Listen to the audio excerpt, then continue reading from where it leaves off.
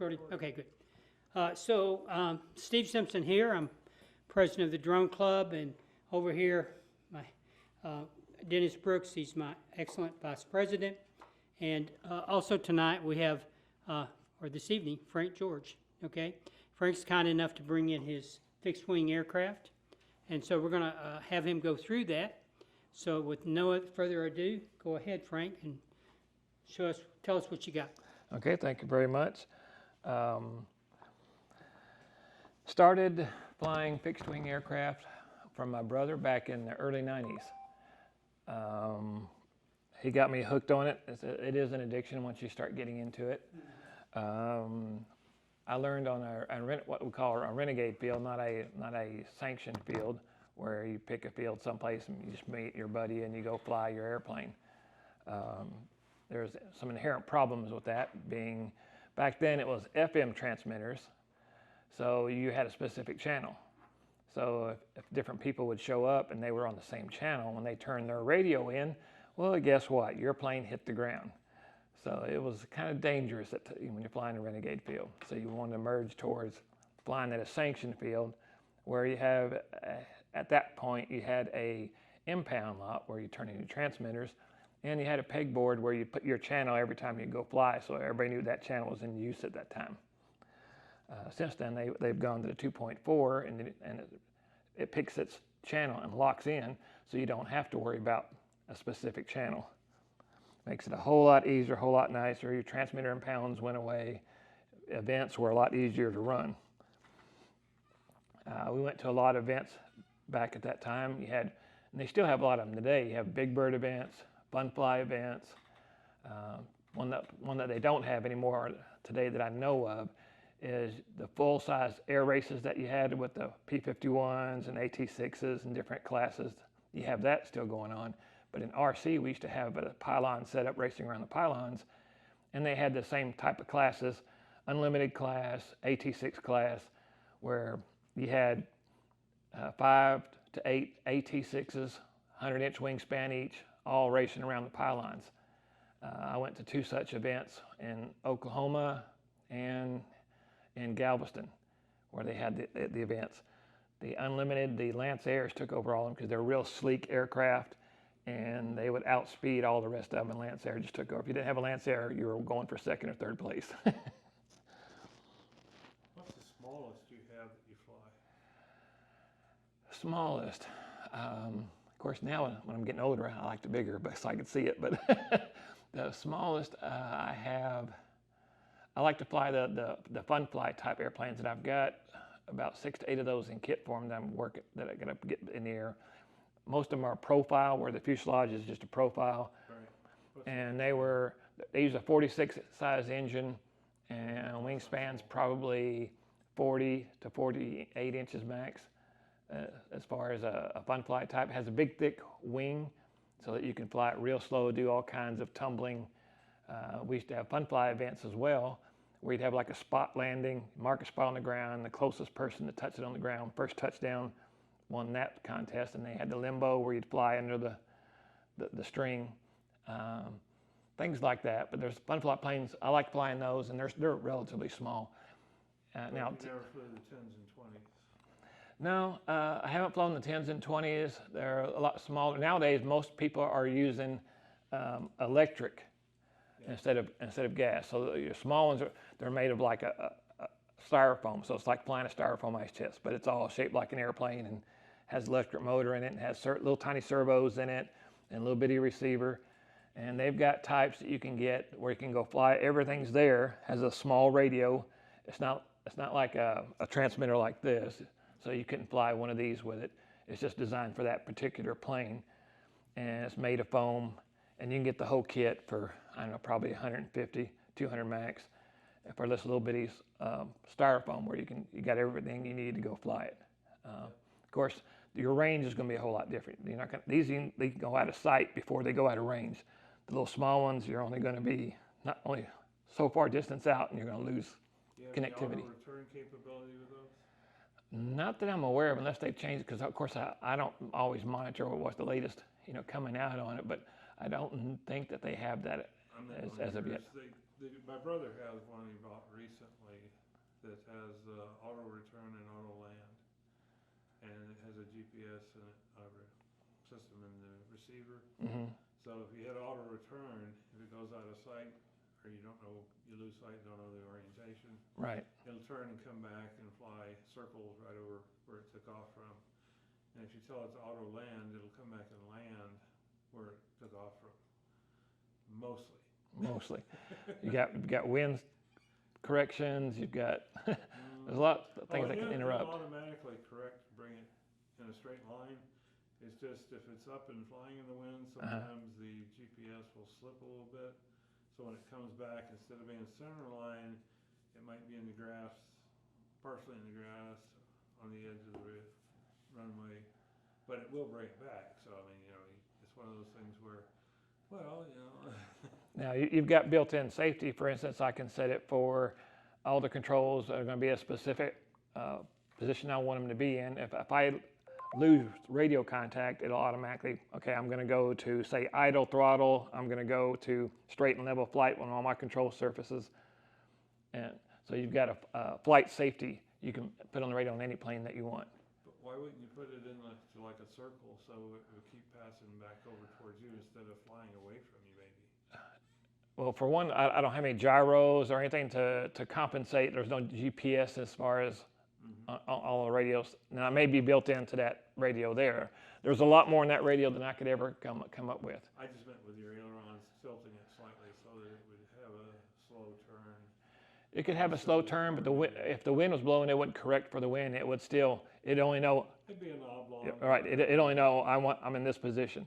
And elevator though, elevator is going to be in one position. So if you're here, say you were inverted and it went to that position. Well, now you're spiraling downwards towards the ground if you have a little bit of bank going on. Yeah. Yeah, depending what position it's. Like if it goes to idle and it's coming down, guess what? It's going to keep on going down. Well, if you have it straight and level, it'll still do the same thing though, right? It won't pull out of a dive. Well, no, if it was going straight and level and it went into safety mode and you had everything set, it'd just keep on going. But if it was here, it wouldn't come back up to level. It would just keep on it'd lock in that position and away it goes. That's one thing about the drones that we both like is that, I fly pretty far away, so we say. And if something happens, I just hit return to home and it comes back and it'll actually land. Kind of like a mulligan in golf. Oh, I'm out of the way. Okay, mulligan. Bring it back. We'll start again. Well, you get over to Argyle or you go over to Ponder or Right. over to Justin from here. And your orientation can be a little bit off. His eyesight is incredible. He can see all the way over to the Argyle water tower. Well, that's I what. actually have 12 LED lights on the bottom of mine. It's a little He clip does. on. Put it right. It's an accessory, but I put it on the belly because when you're looking up at an airplane, what do you see? You see the belly unless you're inverted. We all put anti-collision lights on top for the aircraft, but I put this on the bottom, and you can literally see it from here to the Argyle water tower without any real problem. When it gets over to Ponder, if it's dusk or late in the evening, then you can see it basically to Ponder. Wow. Well, you can do a night flight. I've seen night flights with these before. You can either put the LED lights on it, or what some people are doing, they take those glow sticks and tape those to the wings in different colors so you know which orientation you were by looking at the colors. And they'd have night flies where they'd fly around nighttime and land it. But to me, it's a little spooky coming in for a landing and you can't see the runway. You just gotta, okay, I'm close. Hey, try being colorblind in a real helicopter when you're instructing guys to come to the helipad, and the helipad's outlined with blue lights. So the only thing I can see is the taxiway with a gap. Wow. And I'm teaching this guy to make approaches to the helipad. Right. But yeah, an H3 was a Jolly Green Giant, which they've discontinued, but it was one of the bigger, not as big as the Super Jollies, but still big. You can put a Jeep and a trailer in it. And I've auto-rotated one of those to the ground. Last time I saw an instructor try to do it to show his students, he broke the tail off the aircraft. Wow. So Wow. I said, got the wrong person instructing. But anyway, continue. I've been in control line and radio control since 1963. Awesome. 63. One thing you'll notice, you got different colors on here and different colors over here. When you're out there flying around and you get a certain distance away, that plane is going to all look one color. So that's why you'll see people put big giant color changes on it so they can hopefully see whether they're right side up, upside down, whether they're going away or coming to you. And you're trying to decide that. Now, if you go out there and start doing launch box and tumbling around, all of a sudden you got this little thing out here like this, and it all looks one color, and you're like, okay, am I going away? Am I coming to me? You know, am I going up or down? Does anybody fly with the cameras inside the Yes, cockpit? yes. Mm-hmm. Oh, that way you know. Right, we've got film footage of that as well. People showing the film footage of being in the cockpit of the airplane, and they'll watch that and fly the airplane and actually land it, looking through the set of goggles and land the plane as they're flying around. Yeah, when it first started, we were in tents looking at a pad inside the tent. You had to be in a tent because bright sunlight, you couldn't see the old computers and pads. Mm-hmm, mm-hmm. And I did not fly mine that way, but I've seen it done with a little camera in the cockpit. Yeah, and things change all the time. You know, life changes, everything changes. When I first started flying, everything was, you didn't have these ARFs where it was all pretty and built up. If you wanted to make an airplane, you had this kit, you framed it out, and you made it look how you wanted. And so the really nice looking ones would draw a crowd every time you brought it to the flying field, because you know there's not a factory doing it, you're doing it. That's the only way you could get it going. Yeah, I still have my wing jigs and my long bar sanders and Mm-hmm. Yep. trimmers and cutters for the Cerakote or whatever you're using for your covering. Right. Mm-hmm. The monocoque. Patterns and monocoque. Yep. Mm-hmm. Yeah. So And it was I'd actually cut out like the Red Bull by hand. You know. right. Now you have people who do the graphics for you, and they'll send them all to you, and then you just apply them on the airplane. And they just do it on a computer. Right. They have a They have a cutter. laser cutter, and it just cuts it all out for you and say, here you go. And back then going up, it was also nitro or gas. You didn't have electric. It was very limited. Now everything's pretty much going electric. I am more old school. I like the look and sound of a gas burning engine. One's a 2-cycle and the other's a 4-cycle. Right, this is 2-cycle, that's a 4-cycle, and this is a 2-cycle, and that's a 4-cycle. The way you tell is the push rods. Yep. Yep, you just have a piston going up and down there, and here you got the valve train. So I'll probably stay old school. I wouldn't mind doing electric if it was like jets, because the blade's inside. Yeah. If the blade on an electric is on the outside, yes, you have to have it turned on, but how do you know when it's live or not? These, when it's running, you know it's running.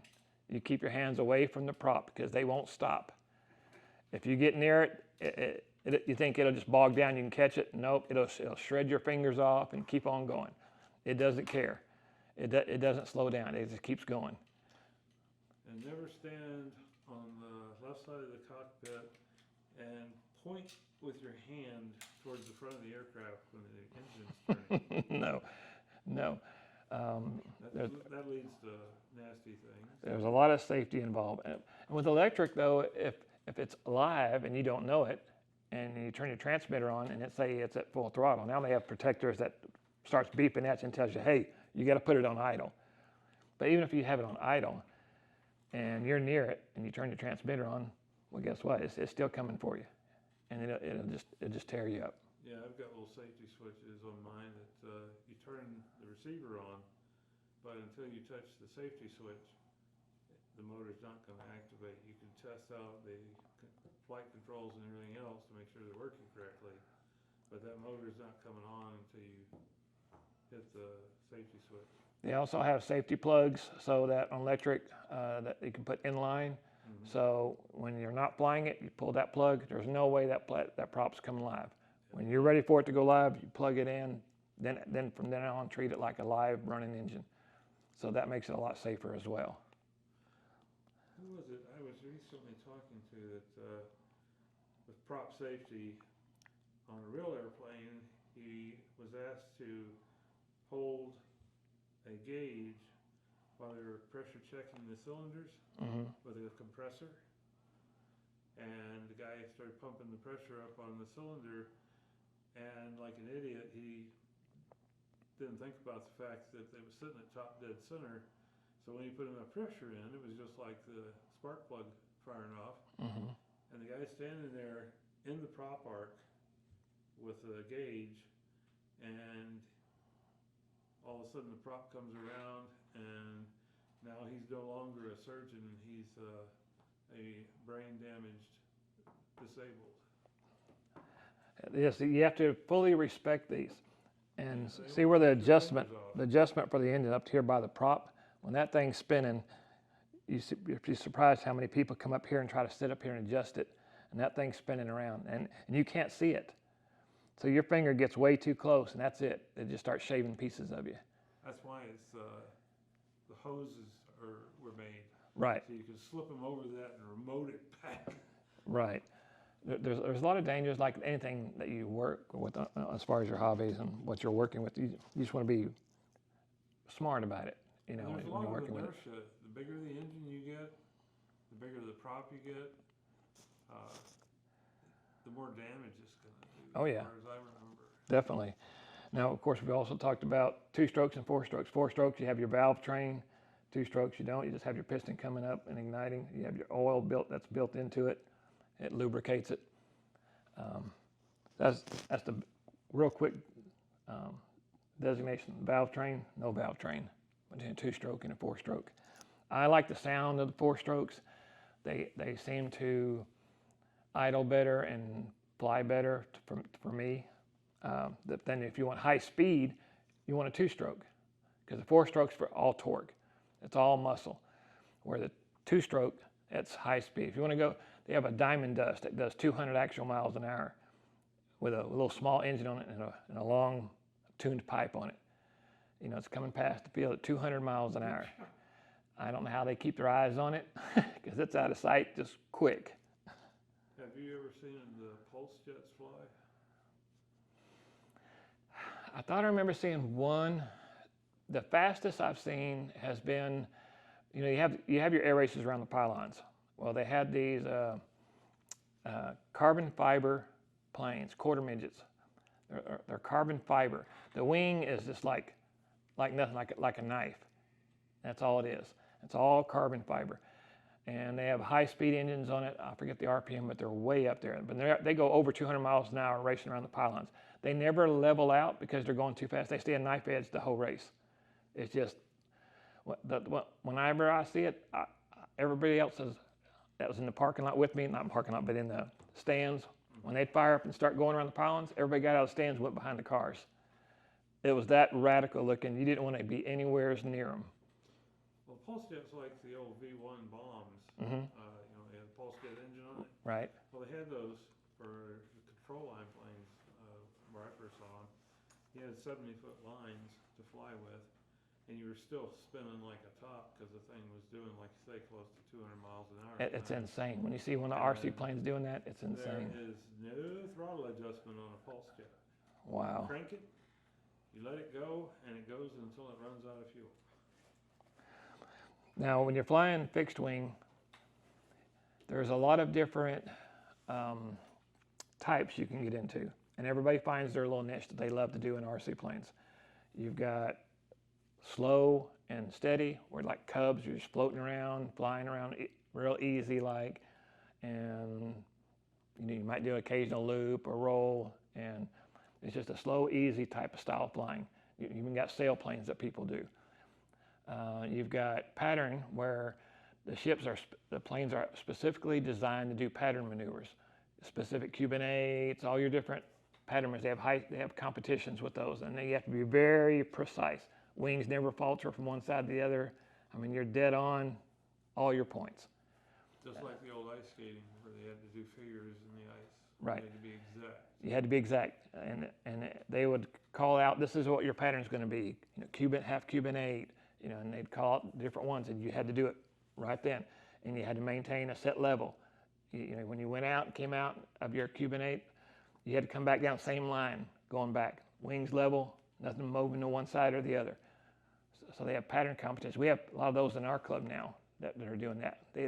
We had an event coming up, but it was canceled due to weather. So they're going to reset that, and you'll be able to see a pattern competition. You've got scale, where everything is exactly like the original one. You want to make it as detailed as you can, inside the cockpit, everywhere. Just detail scale. They have scale competitions. They have Top Gun scale competitions down in Florida, where they all bring in these exact duplicates, and it has to fly like the original one. And it's not a good flying airplane as far as RC goes, because the weight to flying ratio is way off when you shrink it down. So, but everything has to be exactly like the original. And the airfoil versus the power. Airfoil, all markings, everything all your rivets, everything has to be dead on like the original. So you have scale competitions. That gets expensive. Oh yes. You have aerobatic competitions where they do well, they get a giant bird and bring it out in front of you, say 100-inch wingspan, and they're rotating it 3 or 4 feet off the ground with smoke pouring out of it and hovering it right there. And then just go straight up unlimited. You know, there's all different things you can do aerobatic wise. It's just fancy maneuvers. Just do whatever you want to do with it. Well, cost-wise, how much would you say you have in the Red Bull with the radio? Well, the radio is going to be pretty expensive on that one. The kit, the Goldberg, of course, is not in business anymore. Yeah. A lot of kit builders are not. A lot of kit cutters, you produce the kits, are no longer in business. You have Boss USA that still is. There's a couple that still are, but most of them are no longer in business. A kit like this used to be $80, $90. Now you're seeing kits like this on eBay, and there's RC groups where you can buy all this stuff as well, because people still have all this stuff. A kit like this would probably be between $200 and $300. I've seen it go as high as $500. Yeah, they are. The anniversary kit is one of the gold standards in a kit. Right. And you can make the L4, the Cub, or clip wing, long wing, whatever, all from that one kit. Exactly. But, like I say, how much do you figure between Okay, between the kit. plane Okay. and the engine and the radio and all that? Okay. Let's see. Because you paid for your decals and everything else, so it all adds up.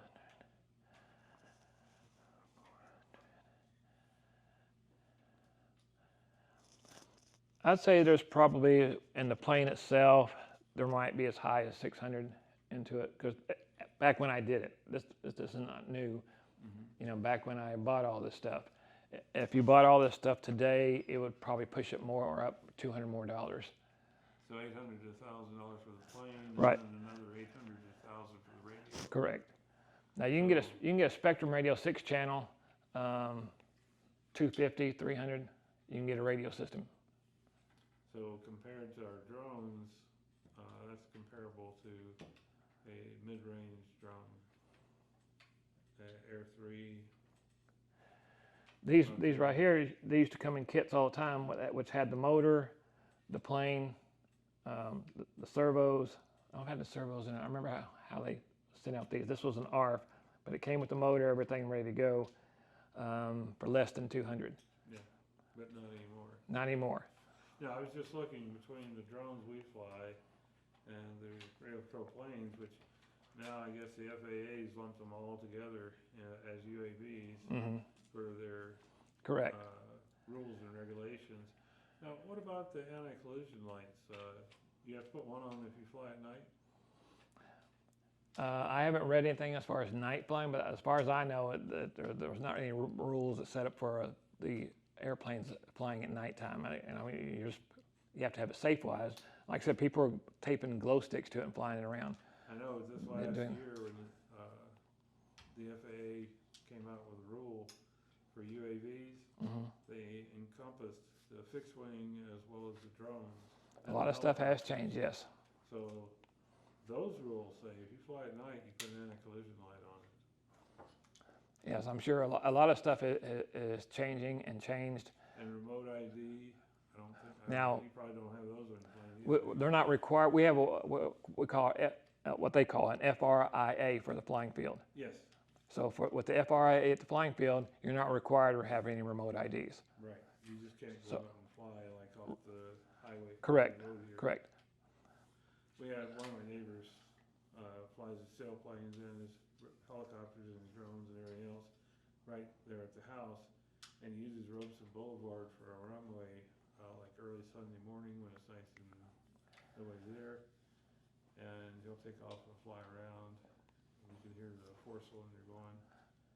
Now, a lot of cities have ordinances against that Yes, they do. for RC aircraft. The FAA also has some ordinances. Like we're actually within the Denton regional footprint at the 400-foot level up at the end of Robeson. Mm-hmm. It goes all the way over to the end of Michelle Way in a curve and comes down across Rivercrest towards the end.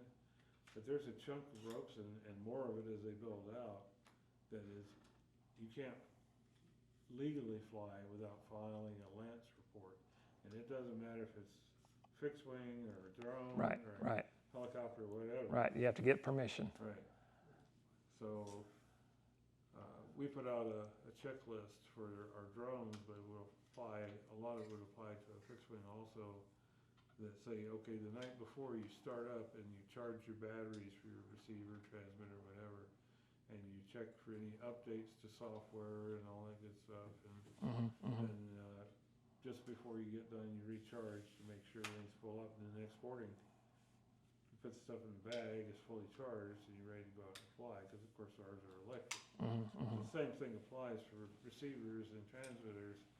You go out to fly your airplane, and you haven't checked the batteries in your plane, and it gets up in the air, and all of a sudden you don't have a receiver anymore.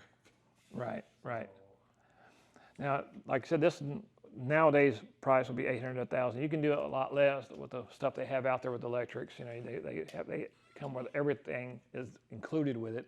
All you have to do is bind, what they call bind and fly. And so you even got a receiver and everything in it. All you just bind it to your transmitter and go fly it. But a lot of those are a smaller type, and a lot of them are made of foam, so that they can keep the cost down with everything. But you can do a lot less. Now, once you get a certain size, though, then the cost really starts climbing up, especially if you're doing electric, because you've got to have these 5,000 size batteries, you know, and right, and you're going to want to fly more than once, and you have to take a while to recharge that one back up. So you want to bring 2 or 3 to the field with you so you can fly it around. So you buy 2 or 3 of those, and it'll start running the cost up. Yes, it does. Now they've got the 50 and 100 amp field chargers to take with you. It looks about like an icebox, basically, heavier. Right. Mm-hmm. And you can plug everything in and keep it charged, and it'll recharge your batteries fairly quickly. But yeah, it's now the biggest you have currently that you're building is about 100 inches, or the Texan is 100 inches. Texan's 81 inches, 81. and it's already built. But I got to get into cowling for it, but it's already built. Now this one I've had for 6 foot 8 inches basically. this one I've had for probably 7 years. Oh, long lifetime. Right. So I mean, as long as you go out there and fly it, and especially with the radios the way they are nowadays, it really extends the life of it. Now the stuff that you get bind and fly, stuff that you get, and a lot of the smaller ones also with the bind and fly, you get these little small wheels. So when you try to take off and land, it does not work well.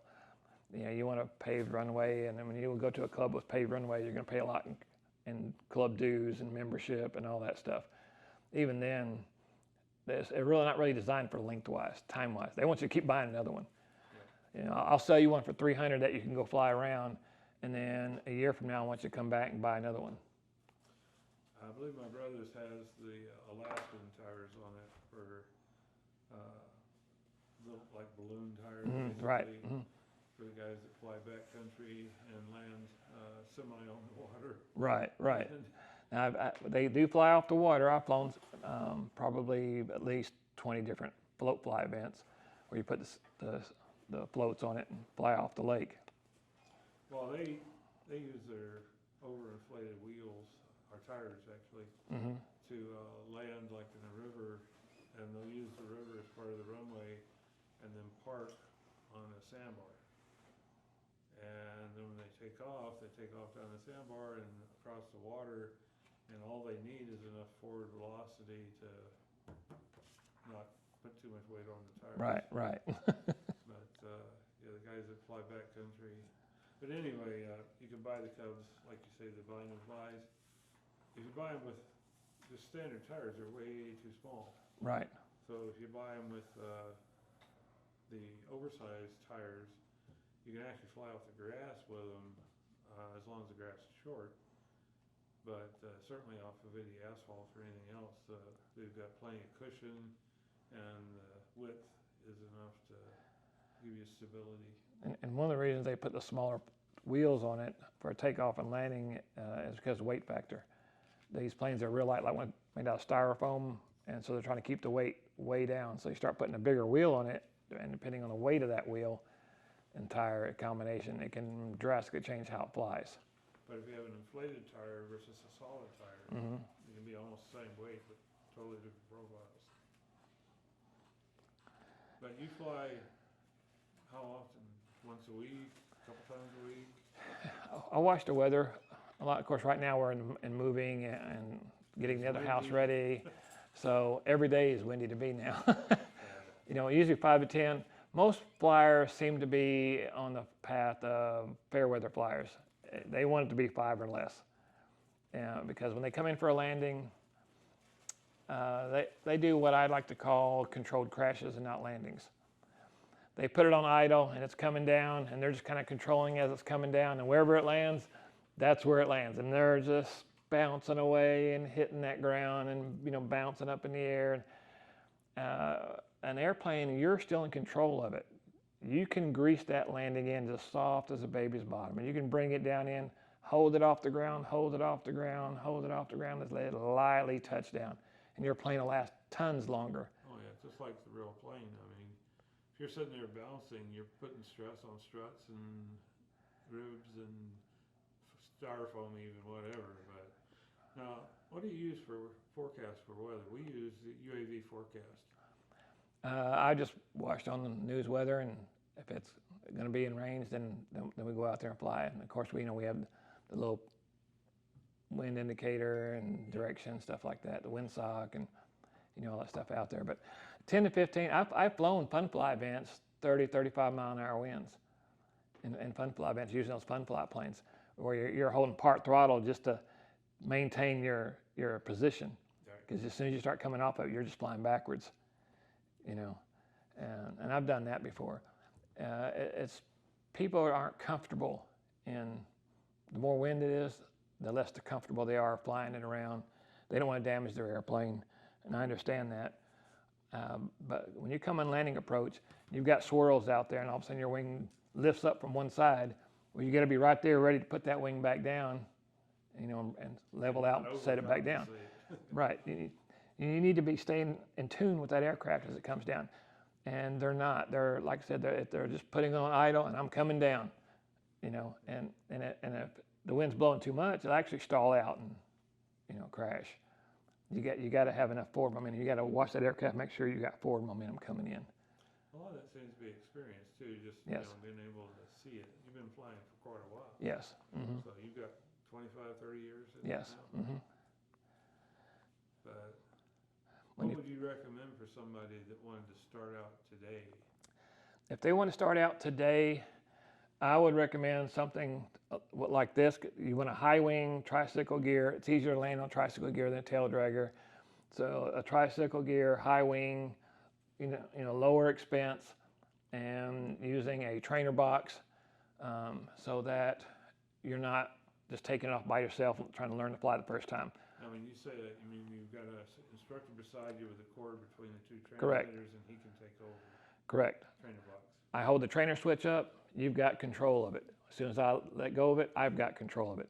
So when you go out to learn, I take it off, get in position, I hold it up first to start training how to go back and forth down the field. Once you've got that down, you're doing well with it, you're keeping it in position, then start learning your turns.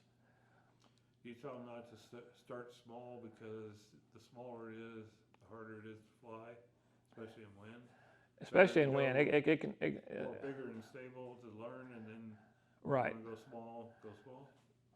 Smaller is better as far as with some people. Now this is I consider the correct size for learning how to fly on. You can go smaller, but when it's smaller, it's harder to see, especially if it starts getting out away from you. You're gonna have to hold it in a lot closer, trying to keep control of it as it's doing its maneuvers. And to me, it has a little bit more twitchiness to it. Whereas, So 48 inch. right. This is, I consider this the perfect size for training. Now you can do a little bit smaller, and I learned it a little bit smaller. I learned on a 25 size versus the 46 size. So it had like a 40-inch wing with a 25 engine on the front of it, but same setup exactly like this, but just a little bit smaller. That's 0.46 cubic inches. Correct. Okay, so you're talking about the size of the motor there. Correct. 46. Right. And the prop, about a 10 inch. Probably 10-inch prop. Yeah. So.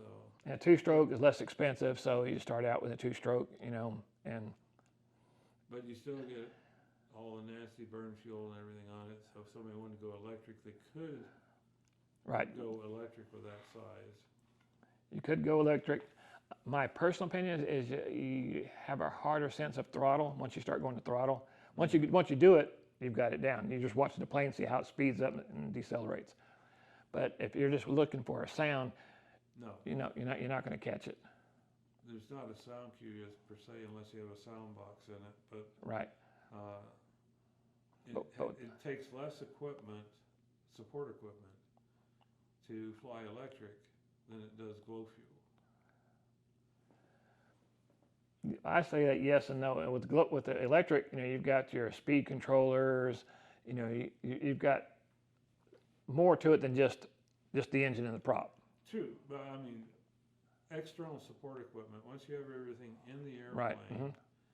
You don't have to worry about cleaning up afterwards. You don't have to have the glow fuel and a place to purchase it, and you don't have to know what percentage nitro in your fuel for this altitude and the temperature. You don't have to have a starter.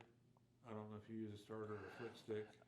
I use a starter on these. That's what I like about the Sato 4-strokes. And they're pretty much, once you set it, you forget it. I go out there, fuel it, start it, fly it, never touch it again. How do you start it, with a flick stick or with an actual with electric starter? Yeah, so you got a battery and a starter. Also with a gas engine, I can put whatever size fuel tank I want in here. If I want to train somebody up in the sky for an hour, I can keep flying around for an hour training them. Whereas with electric, you're limited minute-wise. If you're up there buzzing around the field, it's not going to be an hour. No, I've found that for beginners, their attention span and ability, endurance, the electrics aren't a hindrance there. But you're right, you do have to have a large capacity battery either way. But I was just trying to give people a sense of if they want to get into these. They can certainly do electric. They can certainly do electric, yes. And again, I would say buy one that's already built rather than trying to build your own for the first go. Yes. Because like I've got all the building tools, like you do, I'm sure. Right. But that's quite an investment in itself. Right. So learn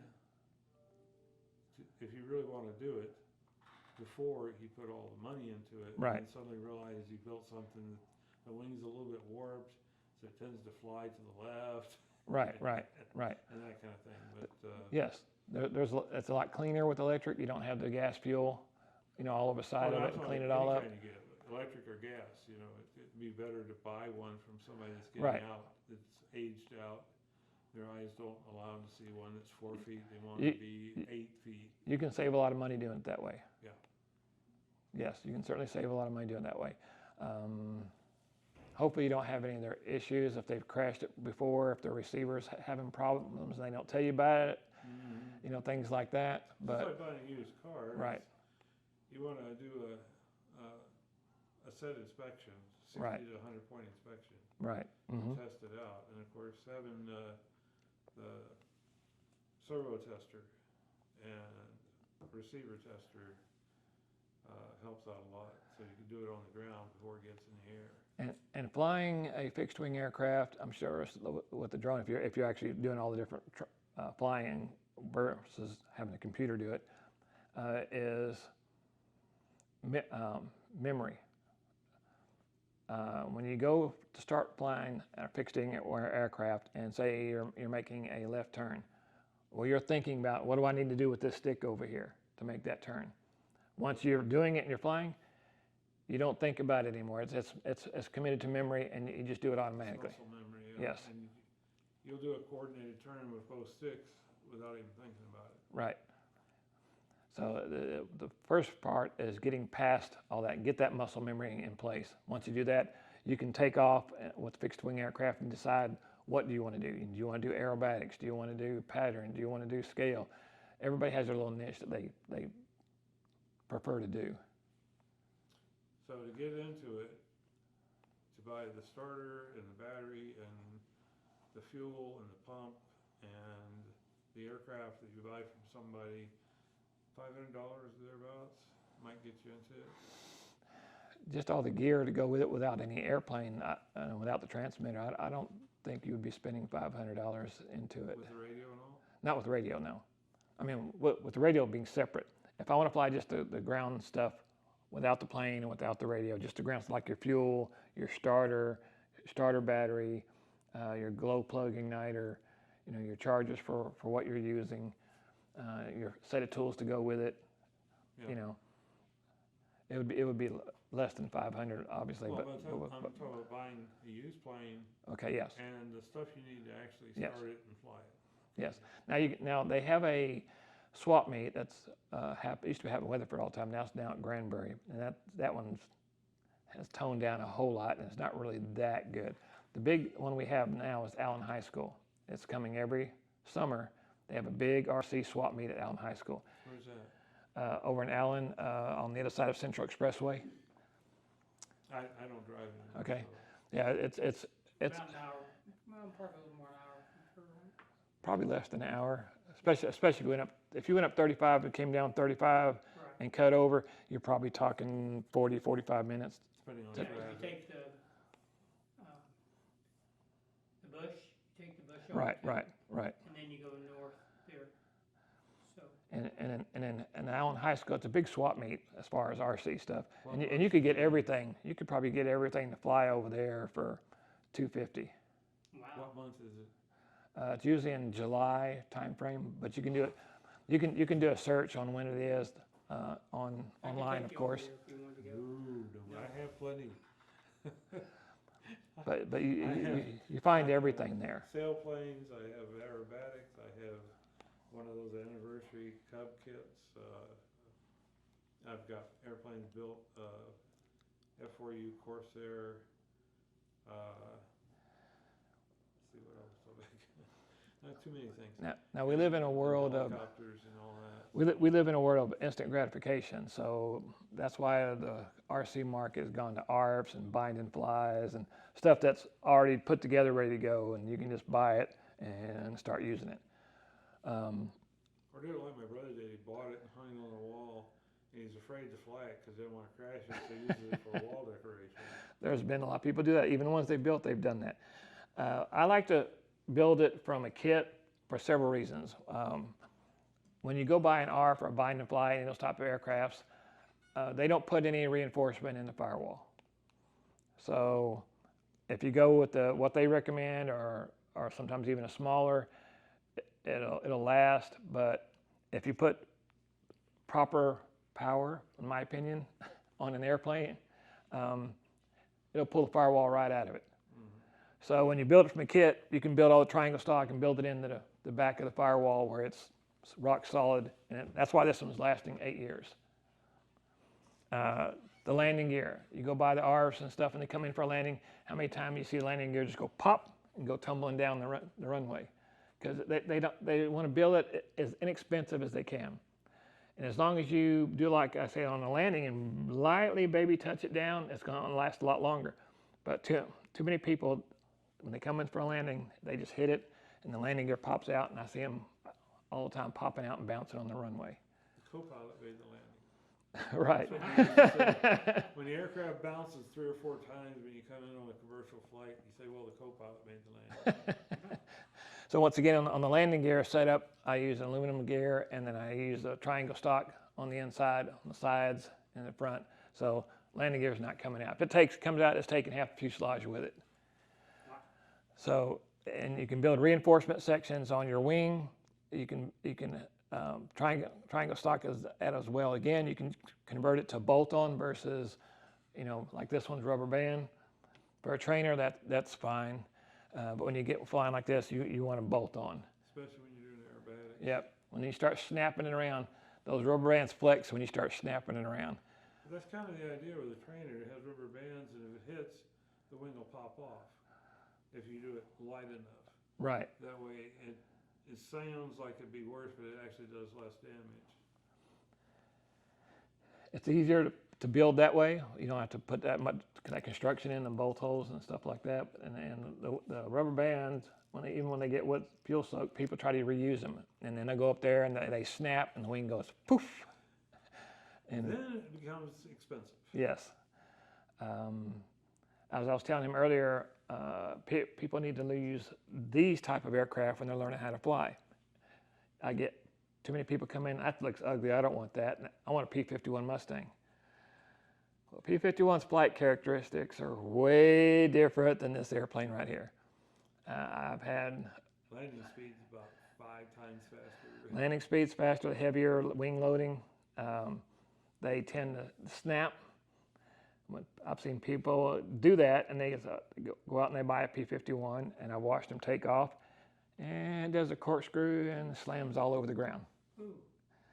And the next week they're coming by, oh, where do I get this trainer now? It's exactly right. It's totally different. They slow down a whole lot faster, and they drop out of the sky. P-51, you want to keep the power on any heavier weight wing loading, which is like warbirds. You want to keep the speed up. And I fly the Bipes a lot, and the Bipes are the same way. They have a lot of wind drag.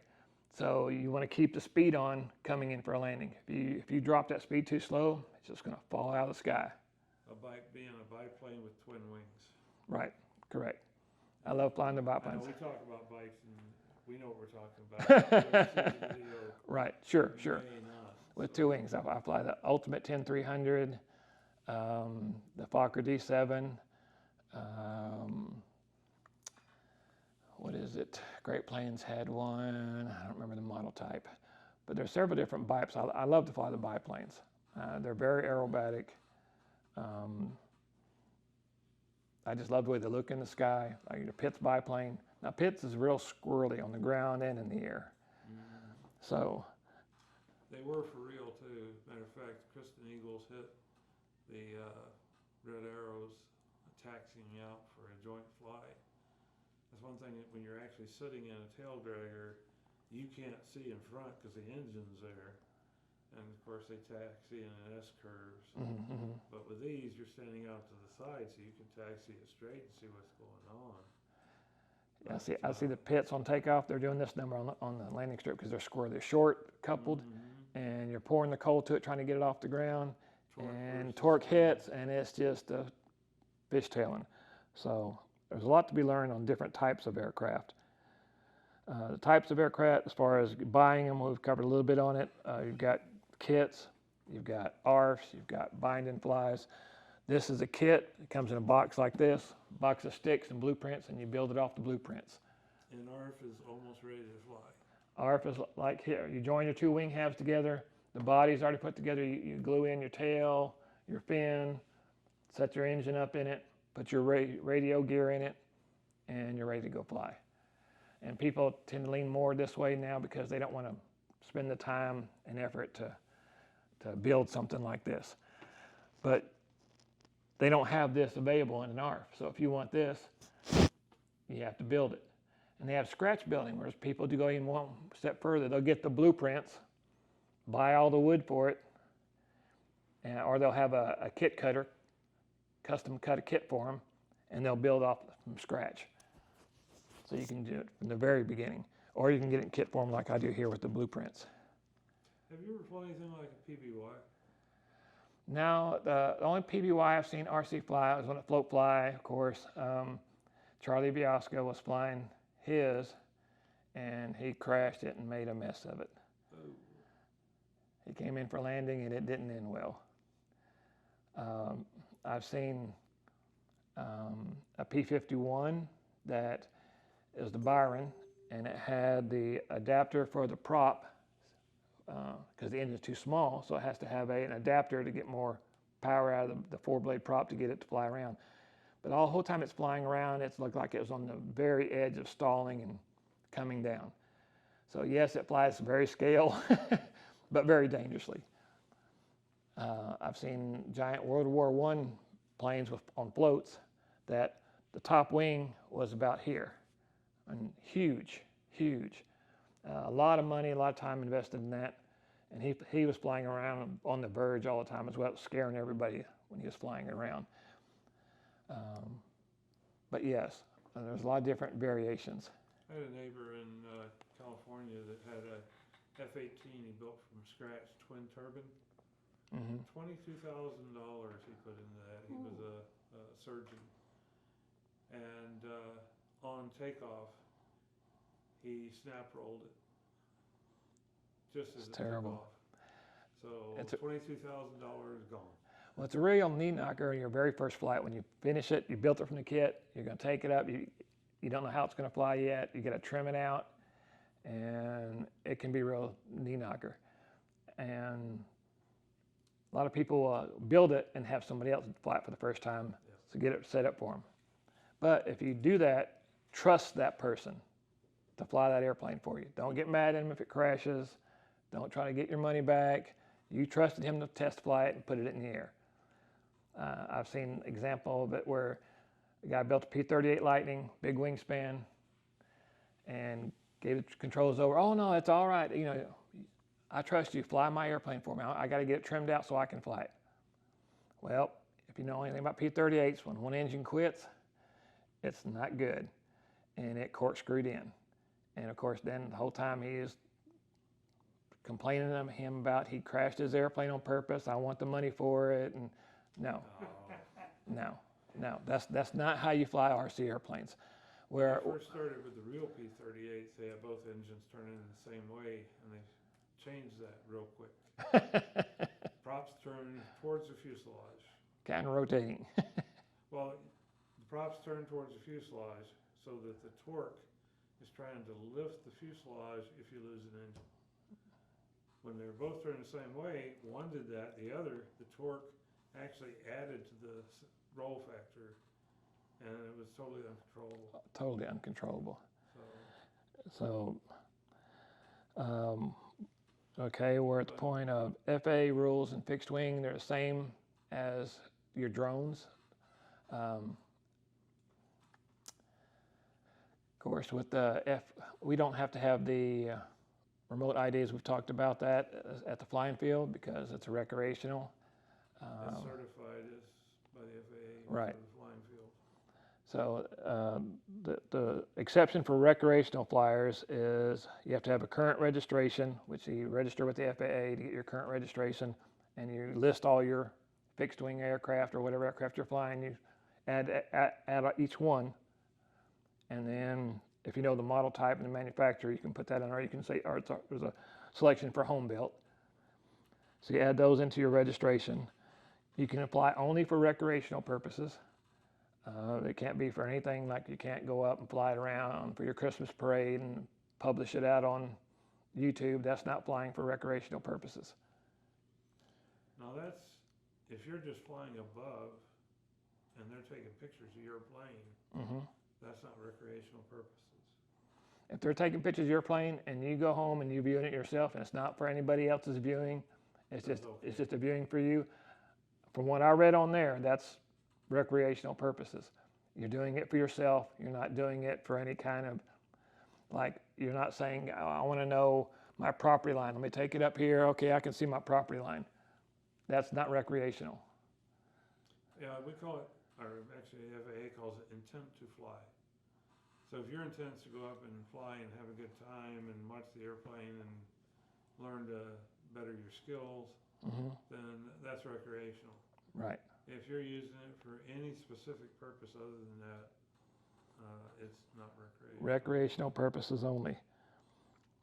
Okay, you have to follow the safety guidelines of a community-based organization, which is the club. Down Keep your drone within your visual line of sight. Give way and do not interfere with any manned aircraft. So they have total 100% right of way. I've got a picture of me standing out on our RC flight runway, a Cub flying down. The wheels were about 4 to 5 feet off the ground, flying down our runway and then going back up. I've got a picture of me holding a transmitter. It looks like I'm flying a full-scale aircraft right out in front of me. Wow. And the thing is, he's actually violating. Yes. So if you took his numbers and called it in, he'd have an issue.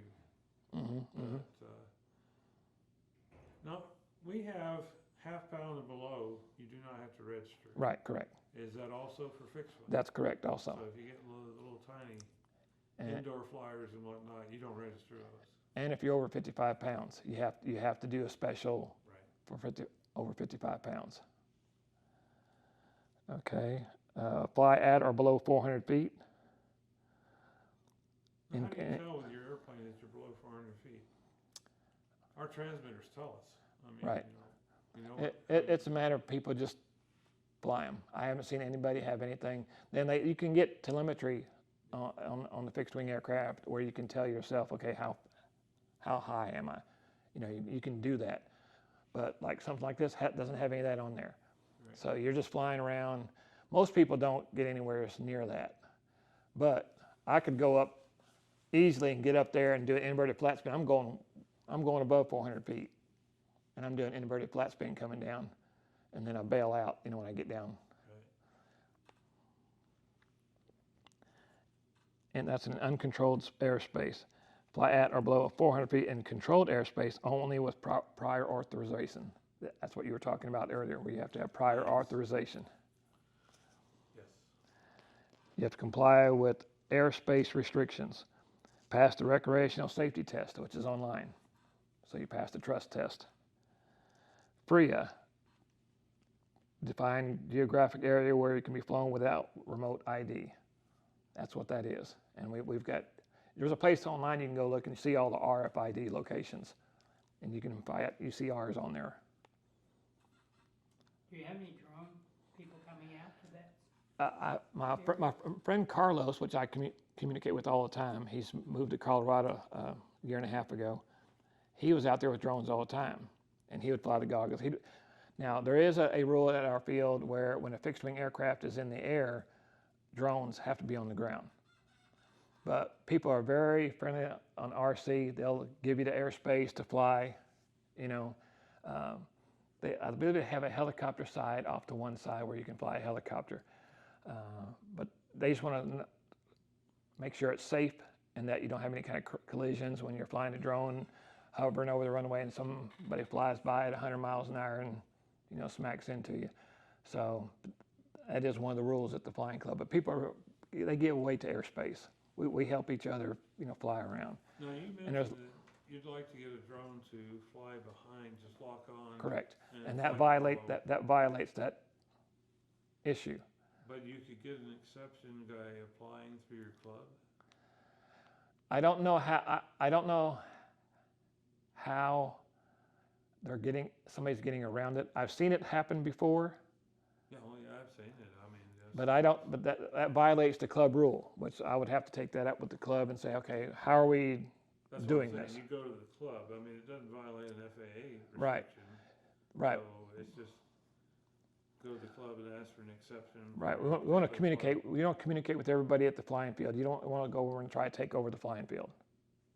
You know, you've got, for myself, we've got pattern guys enough in there now where when they're flying in this box, and they stay in that box. So they're flying on the outside of the flight. And when you have more than one aircraft in the air, the rule is everybody flies the same direction so that you don't run into each other. Well, pattern guys don't do that. They go back and forth down the same lane. So when they're flying out there, I can't fly on the other side because I'm going to run into them if they're coming opposite direction. So that's still being worked on. It's still being tweaked. Because we recently had more pattern guys come over and join the club. I'm sure it'll come down, that they're more than willing to give airspace. We just don't want to have it where there's always a pattern guy in the air where I can't fly out there. I should be able to fly that airspace. And so we just have to work together of, okay, now you're in a window for us to fly around. Okay, now we're going to land and let you fly yours around a while. We have no problem doing that. See, we can fly around here all we want, Mm-hmm. except, you know, like Dennis was saying, you gotta get a lance. Over on Micah, you're Yeah. inside the control zone, so. And it's Okay. easily done because you just communicate that out through the controllers hooked up to Wi-Fi or to your phone. And they grant it automatically, So you have your remote IDs built in. they're built into it all the time. Okay. The older ones don't necessarily, but they have boxes you can put on. But the newer ones have remote ID built into them. Okay. Even if I put up one of my minis, which is below a half pound, I still have to follow Lance and let the people know that I'm in the airspace. Now the Falcons Club membership is $100 a year, and I believe it's $100 initiation. I have to get 100% on that, but I should have. If somebody wants them in the club, here are some cards for the Falcons RC Club. I'll give the rest of them to you. And they are looking for members. If you go out there and you join the club, just mention my name. We've got a thing going on right now for members. If you bring another member in, they give you a cash, a little bit of cash for bringing more members in. We keep it, I think it's 100 now. We used to be at 80 as far as our max, but now the max is 100, and I think we're right around 78 people right now. So they're looking for, fill it up 20 more people to fill the club up. When do y'all meet?